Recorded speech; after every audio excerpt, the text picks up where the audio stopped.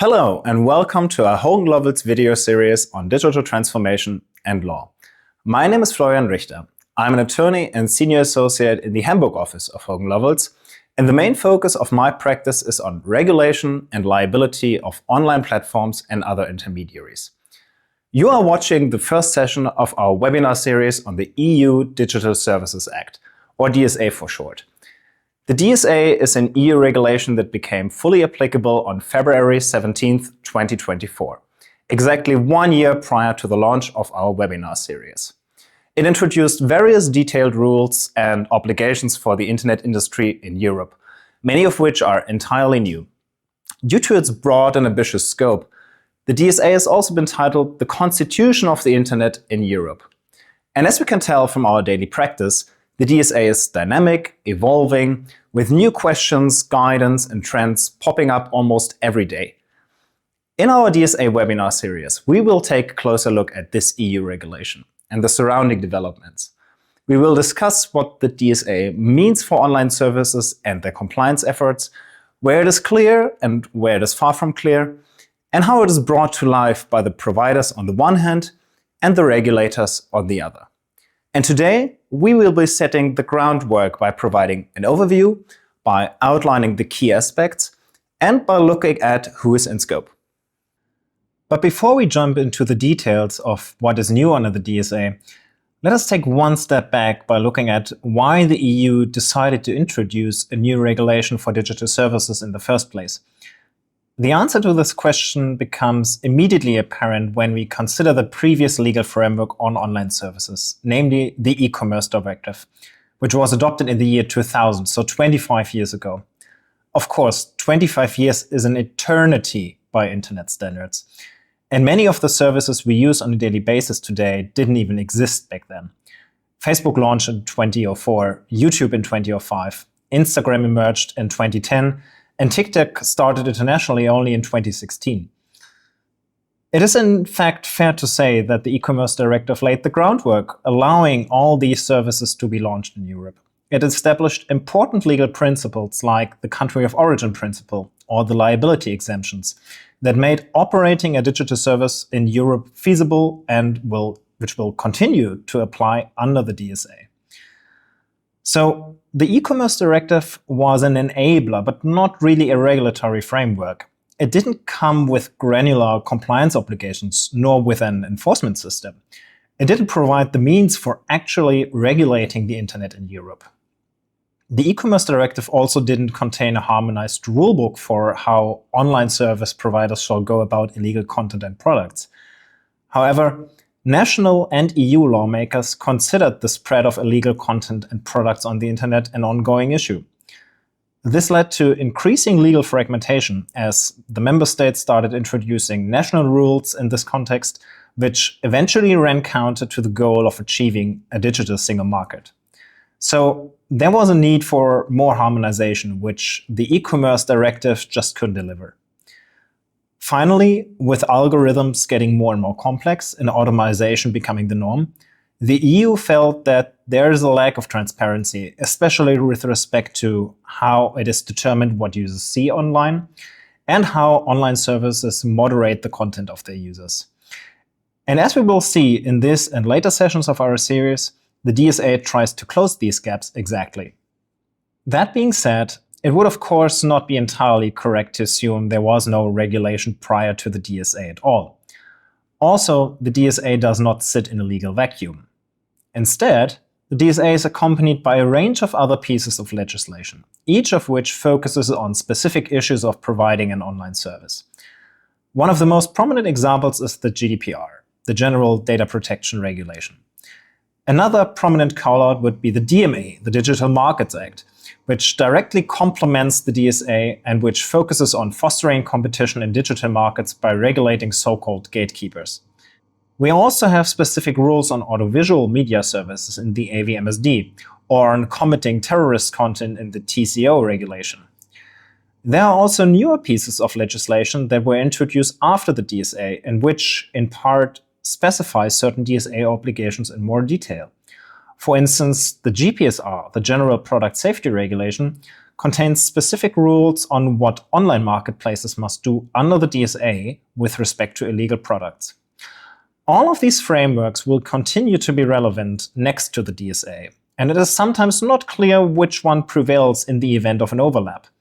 Unfortunately, EU lawmakers often shy away from giving precedence to one law over the other, and the burden of figuring out the interplay that makes most sense is put on the providers and their lawyers.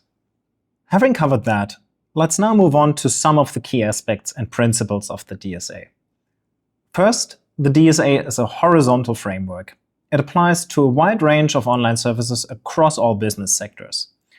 In its foundation, the DSA therefore applies to social media services, video platforms, and online marketplaces alike, and regardless of the type of content available on these services. Second, a key pillar of the DSA is harmonization. The DSA already achieves this by being an EU regulation, meaning that member states have no room or discretion to deviate from the rules of the DSA. Of course, that doesn't mean that member states won't try doing just that when they feel the need to address perceived gaps. We will therefore certainly see national bills, the legality of which can be scrutinized for their compatibility with the DSA. Third, the DSA focuses on services, not actors. This means that one and the same provider may be subject to different rules depending on the type of services it offers. Fourth, the DSA is content neutral. The DSA does not determine what is illegal online and what is not. And contrary to popular belief, it also does not define hate speech or declare hate speech illegal. Instead, the DSA presupposes that other pieces of legislation determine whether a certain piece of content or behavior is illegal or not. Fifth, the DSA inherited the liability exemptions and the ban on general monitoring obligations from the e-commerce directive. These core principles are maintained, although there was strong advocacy from right owner associations to overturn them.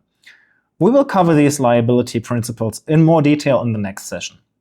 For now, let's just say that online service providers are not liable for illegal content uploaded by their users, as long as these providers expeditiously take action against that content once they become aware of it. And last but not least, the DSA comes with a robust enforcement system, providing for broad investigation powers and high penalties.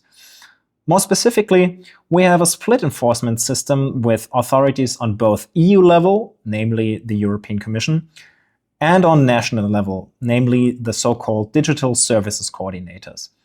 These authorities are equipped with the power to impose penalties of up to 6% of the provider's annual worldwide turnover. And it is fair to say that it is the enforcement regime which made the DSA a real game changer.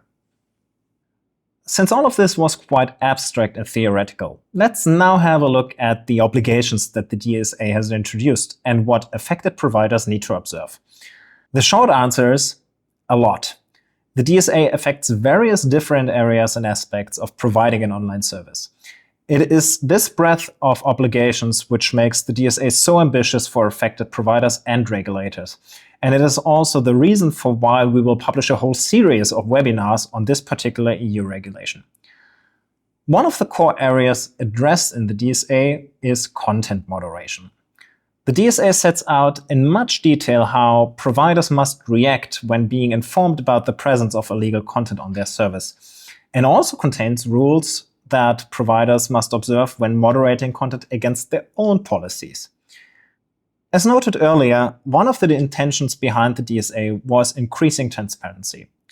The DSA does exactly that by requiring providers to furnish detailed transparency reports on their content moderation practices, and by introducing specific information obligations for advertisements and so-called recommender systems, which are essentially the algorithms that determine what we as users see online.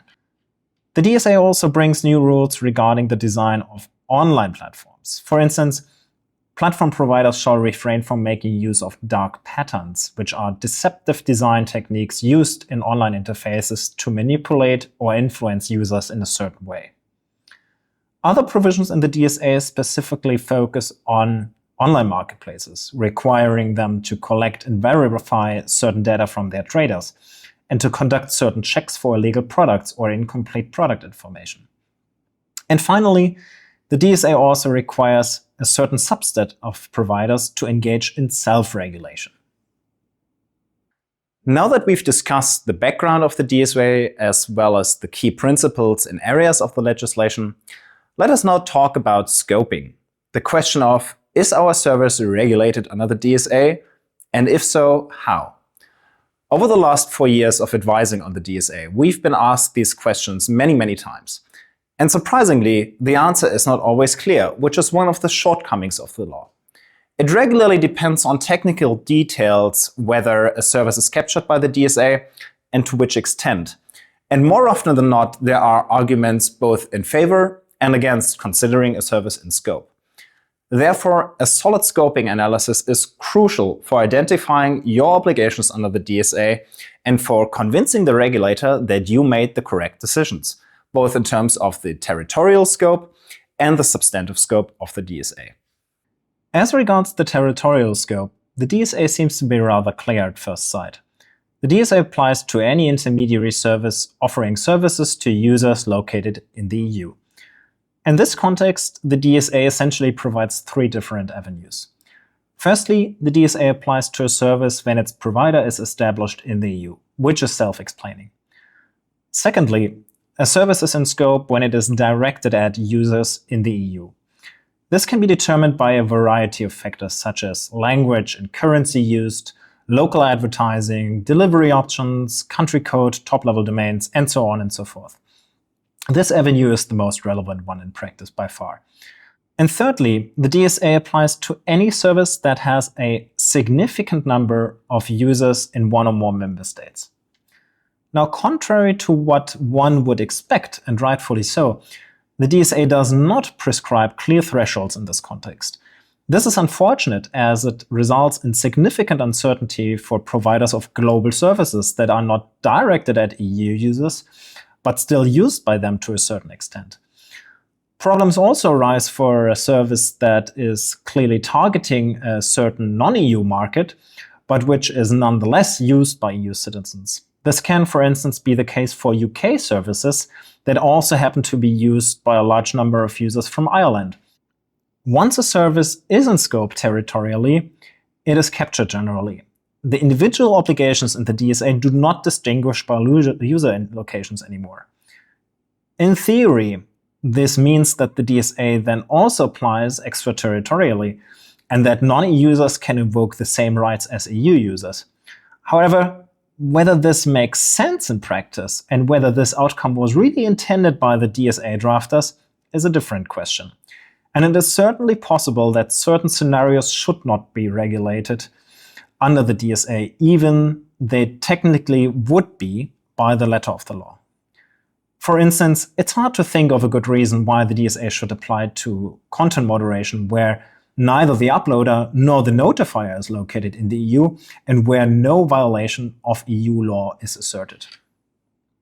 Now that we dealt with the territorial scope, we are now moving on to the substantive scope of the DSA. And this scoping exercise can be tricky as it is often more complex than a simple yes or no question. Early in this webinar, we have established that the DSA is thinking in terms of services, not actors. Well, more precisely, the DSA distinguishes between 4 service categories. These are not mutually exclusive categories. Instead, they are like levels that build on one another. And the deeper we go down the line, the more obligations apply. The overarching service category are intermediary services. These include mere conduit services like those of internet service providers and Wi-Fi hotspots, caching services like content delivery networks, and hosting services. The services at this level have to comply with a relatively light set of obligations under the DSA. Hosting services also form the second level in the logic of the DSA. They are a subcategory of intermediary services which consist in the storage of information provided by a user. This includes cloud storage services or web hosting services, for example. And the obligations for hosting services go beyond those of mere intermediary services, but are still comparatively light. On the third level, we have online platforms. Online platforms are defined as hosting services which, at the request of a user, not only store, but also disseminate information to the public. So the services of this level are characterized by the feature that users are sharing information with many other users. This includes services we use every day, like online marketplaces, video sharing platforms, social media networks, etc. Compared to the other levels, online platforms already need to observe a relatively large range of rules and obligations under the DSA. And finally, on the fourth level, there are very large online platforms and very large online search engines, or in short, VLOPs and VLOCs. This means online platforms or search engines that are reaching a vast number of users in the EU, namely 45 million users on monthly average. These services are deemed to have a significant reach and impact on users across the EU. They are therefore subject to the largest, densest, and strictest set of rules and obligations under the DSA. The Commission maintains a list and designates the platforms and search engines that qualify as a very large online platform or very large online search engine. And at the time of recording this webinar, there are 23 VLOPs and 2 VLOCs. Most of them are either social media services like Facebook, Instagram, X, and TikTok, or transactional platforms like Amazon, the App Store, Google Play, Booking, and AliExpress. While these 4 service categories appear very clear at first, finding the right one can prove tricky, and there are certain types of services that the DSA drafters didn't really take into account sufficiently. A good example for that would be online games. Online games often offer functionalities for users to post chat messages or other content, but are they comparable to social media platforms? Or does the focus rather lie on playing a game together than on exchanging information? Which qualification would be appropriate under the DSA, considering the applicable obligations? These and many other questions will have to be answered and clarified, and not just for online games, but many other services that cannot immediately be paired against the DSA terminology. As we have just established, the DSA service categories build on one another. And as a result of this logic, the obligations under the DSA are staggered and asymmetric, as illustrated in this overview. When your service qualifies as an intermediary or hosting service only, the DSA is relatively light on you. If you're an online platform, however, DSA compliance starts biting and requiring considerable compliance efforts. And if you manage to pass the 45 million user threshold and become a VLOP, the compliance lift is heavy, and you will be mostly regulated on EU level by the European Commission directly. Obviously, we can't go through all of these obligations in this single session.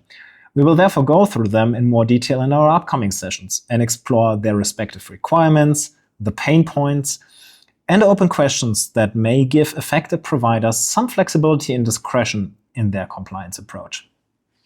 With that said, we've just reached the end of our first session of our webinar series on the EU Digital Services Act. Thank you for watching. In the next session, we will focus on the liability principles of the DSA and discuss the surrounding case law. Stay tuned and see you in the next episode.